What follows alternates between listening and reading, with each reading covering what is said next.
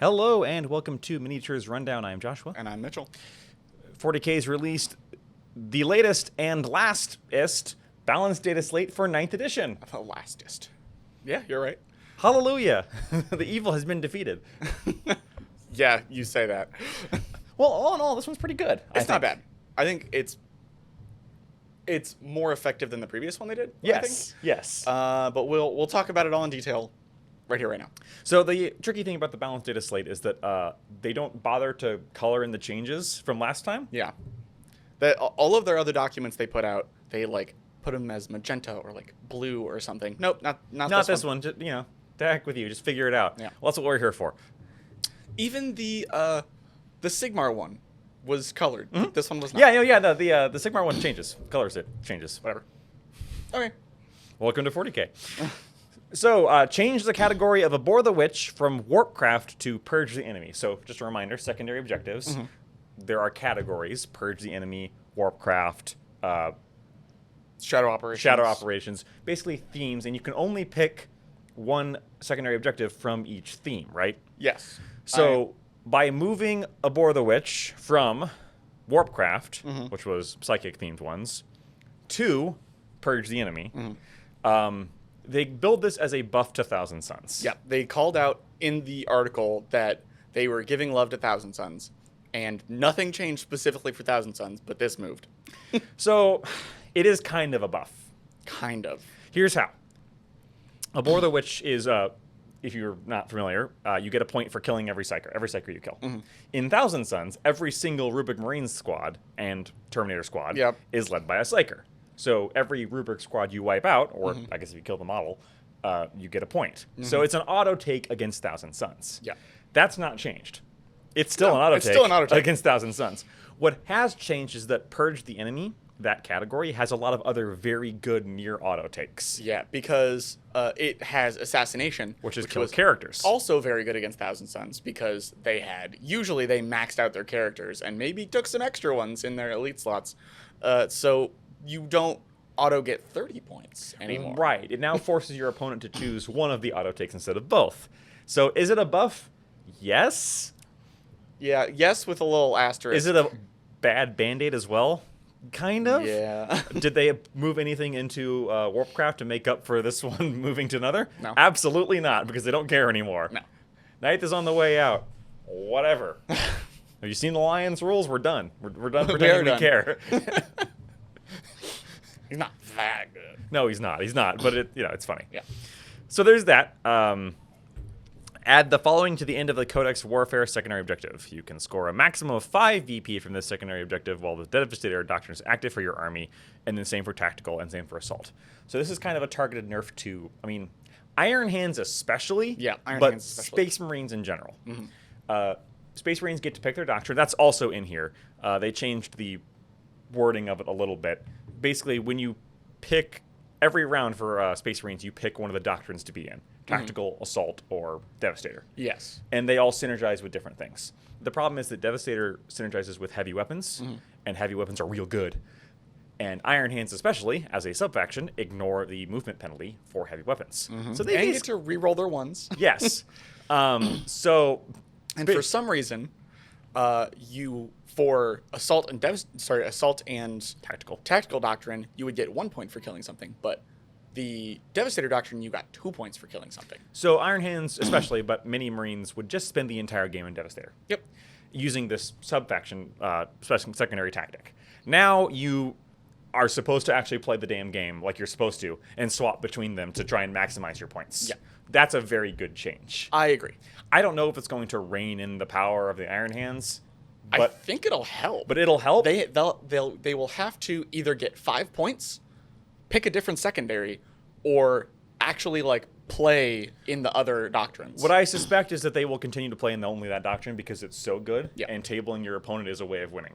Yeah, that's true. But at least it makes it a little less easy for them to just steamroll you. Yeah. Change the last paragraph of the Cull Order secondary objective to read: at the end of the battle, for each battlefield role that was selected, score 3 VP if one or more units in your opponent's army with that battlefield role had been destroyed. Again, it's just a slight points nerf. Yep. Custodes took a slight nerf as well. You missed one. You missed the Bruneswarm one that you were complaining about off camera. Oh, delete the first and last bullet points from the Broodstream secondary objective. I don't play Tyranids. I don't know what that's secondary objective It's is. Genestealer cults. Oh, right. Like I said, I don't play Tyranids, so I don't know what that is. So basically, it was you get points depending on how you did, and I will read the Genestealer cults one off. You get 1 point to a maximum of 5 if you have more models than your opponent on the battlefield, have more models in your opponent's deployment zone than your opponent has, have more models in your deployment zone than your opponent has, have more models in the battlefield in no man's land than your opponent has, and if you've done the 4 other ones, you get a 5th point for free. Okay. So they took off have more models on the battlefield and the free point. So you can only get 3 points per turn. Okay, that's not bad. Which, I mean, Genestealer cults are a complicated army, Yeah. but they were doing a little too well. Yes. They were like approaching 80% win rate or something like that. Yeah. It was really high. So sorry, I skipped the Blood Lords one? The Brood Lords. The Brood Swarm secondary. Brood Swarm secondary. Now on to Custodians took a very slight nerf that you just can't use the same, the different stratagems you can't use on the same model. That's pretty. We're going to go, for some reason they just did this alphabetically. So Astra Militarum, this one affects me personally. Mm-hmm. The Kasrkin nerf that we were all expecting finally got here, and it is very, very reasonable. If you think this is a blow to Kasrkin, making them unplayable, you're completely wrong. You bought 17 squads, and that's your fault. You can only field 3. Basically, well, it doesn't even actually nerf Kasrkin. This is also, what's really funny, this is also a Scions nerf. Oh, yeah. Because they can use this tactic too. So there's a stratagem which called Overcharged Las Cells, which every 6 to wound is a mortal wound in addition. Now, it previously said that you could not do more than 6 mortal wounds to each unit that you were targeting. But if you targeted multiple units, you could do 6 to all of them. They've changed that now to that the unit that you're using the stratagem on can only inflict 6 mortal wounds. Which makes sense. Is, you pointed out, how other things in the game already work with that. Yeah. We played this against each other. I played Necrons, and it was like, you can only deal 3, and it's to target unit. Yeah. To be fair, I didn't do the multiple unit thing. Didn't. I did only do 6 at a time because I figured this was coming. Yeah. And B, this is just how it should have been. Like this, all the time. I get that people were like, "Oh, it rewards you for dropping your Kasrkin into as many units as possible and dealing a multiple mortal wound bomb." That's just not fun. No. It's like, yeah. So that I don't think that changes that Kasrkin is still very, very good. Yeah. Because that doing 6 mortals is still really, really good. It does change that you might no longer be encouraged to stack las guns only instead of specials on your Kasrkin. You know, like you should. Yeah, that was dumb. That it's like, oh no, why would I ever take special weapons in this squad? Yeah, or at least the one that you're planning on using. This Yeah. And then finally, they also changed the Finial of the Nemrodesh first, which previously did 2 things. Okay. A, it ignored all hit modifiers. Okay. Any and all, so you could pick which ones. Sure. And B, this only applied to core units within 6 inches of the model, which is that command squad with a banner. Okay. Anytime a model in that unit makes a ranged attack, if that attack is allocated to an enemy model, that enemy model cannot use any rules to ignore the wounds it loses. So no halvesies, no damage caps. You could murder a Catan in 1 round of shooting with this. Yep. No feel no pains? No feel no pains. Nothing like that. What they've done is, A, they've clarified that the attack has to be allocated. So there's no wishy-washiness about what that actually means. Like, you have to actually allocate the damage. You have to get to that step, so it clarifies. And B, it removes the no negative hit modifiers. Oh, they just took one of the abilities away. Yes. So shooting into cover now, it doesn't ignore cover anymore. Those are 2 very strong abilities. Those are both very strong abilities. They did not both need to be on the same thing. That's already real good. Someone went, make one that ignores hit modifiers and make one that does this other thing. As a friendly reminder, Kasrkin are core. Yeah. Oh, yeah. And they were like, okay, I'll just make one that does both. Cool. Yeah. No. It's too good. Dark Angels. This is a big one. You want to take this one? Yeah. Delete the 4th bullet point of the Inner Circle ability. I looked this up because we were doing the Lion video. They just don't have transhuman anymore. They have the stratagem like everybody else, but they just don't have permanent transhuman. Now, Inner Circle applies to Deathwing. Honestly, this applies to a few things, but what this is about is Deathwing Terminators. Yeah. Deathwing Terminators being as tough as Terminators and then just having transhuman all the time was stupid. So, transhuman, 5-up invuln, just always. Yep. 2-up armor, at least. Yeah, just always.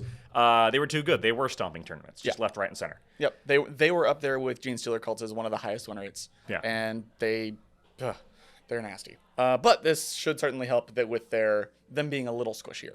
Yep, I would still be okay if Terminators had that as like a stratagem they could use. Yeah, that's fair. Yeah, because Transhuman is only Primaris. Yes, it's something that all Primaris models can use. It's one of the reasons why Primaris are good and Firstborn are bad. Yeah, you're right. Anyway, I would be okay if Deathwing still had that as like a 2-point command point stratagem. But who cares? It's 9th edition's dead. Long live 10th edition. Now, here's the next... there's also Deathwatch. Yeah, Deathwatch when they changed the... Combat Doctrines. Combat Doctrines, thank you. I almost said stratagems like 3 times in my head. Combat Doctrines to be basically you can pick whatever you want. You still have to start in Devastator and move to the next one.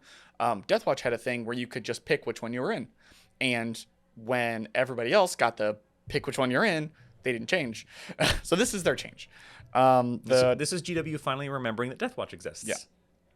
At the start of each battle round, select the Devastator, Tactical, or Assault Doctrine. The Combat Doctrine you select is active for your army until the end of that battle round. It's basically an upgraded version of what Space Marines got last time. Yes. Which is cool. Makes sense for them. They're supposed to be about this tactical flexibility thing. Yeah. And then we also have Drukhari, Tyranids, and Tau. And the thing about these three, and why we group them together, is that they all got buffed by removing previous nerfs. Yep. Drukhari, the Talos, and Kronos got their core keyword back. And Tau got the Broadside got their core keyword back. Which is huge. Yeah, that's a big buff. Sean is going to be a very happy Tau player. Yes. I don't know if does he take Broadsides normally? He doesn't because they're not core. Oh, fair enough. And then Tyranids got a bunch of stuff. Yeah, Tyranids were previously the boogeyman a little bit of 9th edition. They were doing really, really well. GW's excuse for Votann coming out as they were was, we tested them against Tyranids on launch. Maybe you shouldn't have made Tyranids like that on launch. Tyranids and Drukhari were fine. And Eldar. Oh, it was Tyranids and Eldar. Yeah. So basically, they got hit with the nerf bat real hard. They dropped kind of to below the pack. Yeah. So now they're getting a few things to bring them back up. You no longer have to pick a Hive Tyrant as your warlord. Yep. Synaptic Imperatives. If every unit from your army has the Hive Tendril keyword from the same Hive fleet, then your warlord is on the battlefield. Synapse units from your army have Synapse Imperative ability depending on which one is active for your army. It's about basically your warlord no longer dictates your synapse. And then the actual important one, if your army contains one or more Hive Tyranid models, one of them must be... Nope, that's not the right one. Oh, that's what it is, the adaptive one. Yes. Players cannot swap out the adaptive element for their Hive Fleet adaptation, because at the beginning of the game, we actually talked about this with Cody when they did the announcements for that, the faction rules. They used to be, at the beginning of the game, you saw what your opponent was playing, and you picked an adaptation in order to buff your army against your opponent. Yeah. And they were like, no, that's too good. You have to pick it in your army list, which completely got rid of the point of it. Yeah, then it's not an adaptation, is it? Yeah, so they got rid of that, and you can now pick it. And you're going to be able to do the same thing in 10th. And now it's back. And now it's back. As it should be. That being said, it was too good for a while. Yeah. They just didn't nerf the right things. Yeah. And that's it. There were no points changes. No points changes. I'd like to say that as a Imperial Guard player, there was no other point changes at all for us. Yeah. Nothing else got nerfed or buffed. I think again, this is very, very much me talking from a very selfish position of an army I know, but there was a lot of hubbub about Imperial Guard being way too good. Yeah, and I disagree with that. Yeah, the numbers kind of said they weren't. Yeah. They were still getting absolutely raffle stomped by... They had some good placings, but they weren't... They won some big tournaments. They weren't overpowering. No, they were not Dark Angeling it. No. But there were things that were clearly too good. Kasrkin being able to mortal wound 18 mortal wounds is dumb and should never have existed. But people were saying, like, Rough Riders need to get nerfed, this and that, needs to get nerfed, and... It kind of all escaped unscathed. You said multiple times that Sentinels were probably too cheap. And having played them more, I realize the reason they're that cheap is they don't do crap output. Like, yeah, they're cheap, but they hit like wet noodles. They have plasma guns. On 4s. You can buff the whole squad. You can. And they're okay. Yeah. The problem is they're not better than an Imperial Infantry Guard squad. They're not too cheap. Right. I think they're still good. No, they're good. Don't get me wrong. I'm going to keep playing them, but they're not too cheap. Yeah. They could probably go up 5 points. It'd be okay. I wouldn't be sad. Anyway, that's it. And so that's it. That's our last 9th edition Dataslate. And I'm assuming we're not going to get any more updates until 10th. I think that is it. Are there any rules we haven't seen? Not that I know of. There's no books? Well, I mean, the Space Marine supplement books for like Ultramarines and White Scars and all that stuff are technically still in 9th edition. Sorry, 8th edition. But I think it's safe to say that at this point we won't be getting any of no, those. they're not going to be getting any of those. And with the Lion book coming out, that's it. That's all the books until 10th. We will probably get free data sheets for the Beastman and Votan from the Kill Team box. Yeah, that's probably it. That's going to be the last thing. If we even get that. Not with a bang, but with a whimper. Here you go, guys. We're sorry. It comes out the day before 10th. They just immediately invalidate it. That would be very funny. By saying you can't take any of them. There were some other updates today involving armor and Kill Team rules for the Deathwatch RBDs, but we'll talk about those separately at the end of the week. Until then, I've been Josh. And I've been Mitchell. We'll see you next time. Bye.